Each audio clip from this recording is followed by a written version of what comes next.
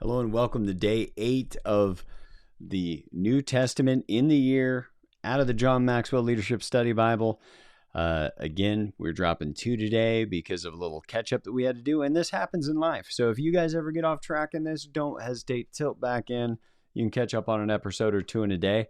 I did recording them, so you can too. We got a great leadership call at the end of this. We're going to jump right into Matthew chapter 8 today. Jesus heals a man with leprosy. When Jesus came down from the mountainside, large crowds followed him. A man with leprosy came and knelt before him and said, "Lord, if you are willing, you can make me clean." Jesus reached out his hand and touched the man. "I am willing. Be clean." Immediately he was cleansed of his leprosy. Then Jesus said to him, "See that you don't tell anyone, but go show yourself to the priest and offer the gift Moses commanded as a testimony to them." The faith of the centurion. When Jesus had entered Capernaum, a centurion came to him asking for help. "Lord," he said, "my servant lies home paralyzed, suffering terribly." Jesus said to him, "Shall I come and heal him?" The centurion replied, "Lord, I do not deserve to have you come under my roof, but just say the word and my servant will be healed. For I myself am a man under authority, with soldiers under me. I tell this one, 'Go,' and he goes. And that one, 'Come,' and he comes. And I say to my servant, 'Do this,' and he does it." When Jesus heard this, he was amazed and said to those following him, "Truly I tell you, I have not found anyone in Israel with such great faith. I say to you that many will come from the east and the west and will take their places at the feast of Abraham, Isaac, and Jacob in the kingdom of heaven. But the subjects of the kingdom will be thrown outside into the darkness, where there will be weeping and gnashing of teeth." Then Jesus said to the centurion, "Go, let it be done just as you believed it would." And his servant was healed at that moment. Jesus heals many. When Jesus came into Peter's house, he saw that Peter's mother-in-law lying in bed with a fever. He touched her hand and the fever left her, and she got up and began to wait on him. When evening came, many who were demon-possessed were brought to him, and he drove the spirits with a word and healed all the sick. This was to fulfill what was spoken through the prophet Isaiah. He took up our infirmities and bore our diseases. The cost of following Jesus. When Jesus saw the crowd around him, he gave orders to cross the other side of the lake. Then a teacher of the law came to him and said, "Teacher, I will follow you wherever you go." Jesus replied, "Foxes have dens and birds have nests, but the Son of Man has no place to lay his head." Another disciple said to him, "Lord, first let me go and bury my father." But Jesus told him, "Follow me and let the dead bury their own dead." Jesus calms the storm. Then he got into a boat and his disciples followed him. Suddenly a furious storm came up on the lake so that the waves swept over the boat. But Jesus was sleeping. The disciples went and woke him up. "Lord, save us. We're going to drown."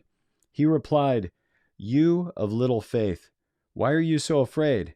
Then he got up and rebuked the winds and the waves, and it was completely calm.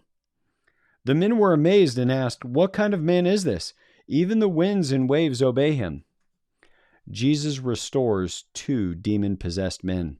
When he arrived on the other side of the region of Gadarenes, 2 demon-possessed men coming from the tombs met him.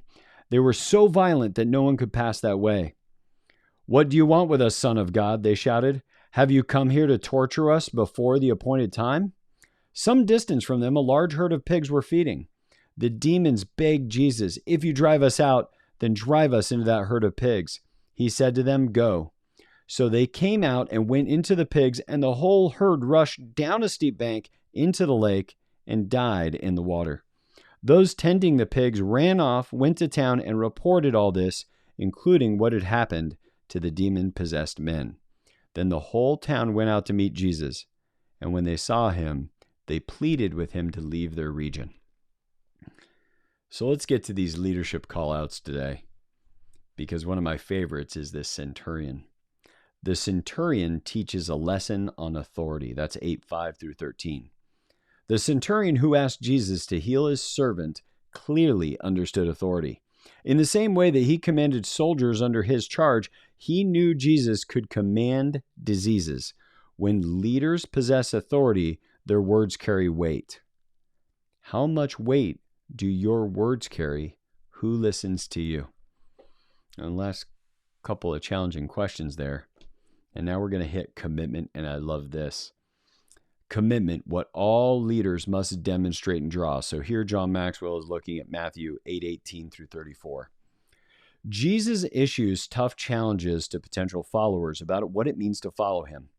He questions his disciples' wavering faith when they fear a storm.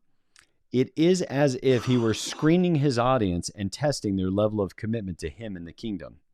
Jesus never begged anyone to follow him. In fact, he often sifted through his followers to see what they were made of and where they stood. No good leader is afraid to do this. Look at how Jesus did it. 1. Jesus' clarification of our commitment, verses 18 through 24. When he saw the crowd, he knew it was time to clarify the cost of following him. 2. Jesus' credibility for our commitment. That's verses 23 through 27. After the clarification, he demonstrated good reasons to follow him by his miracles. And then number 3, Jesus' challenge for our commitment, verses 28 through 34. In Gadara, he divided the cautious, curious, and the committed. So the leader's clarification, proving that they're credible as a leader, and then challenging the people following him. Just incredible stuff, letting John Maxwell's leadership sort of coalesce some of these biblical stories to things that we can use every day in our leadership. And I hope you guys all have a great night, and I'll look forward to seeing you here tomorrow.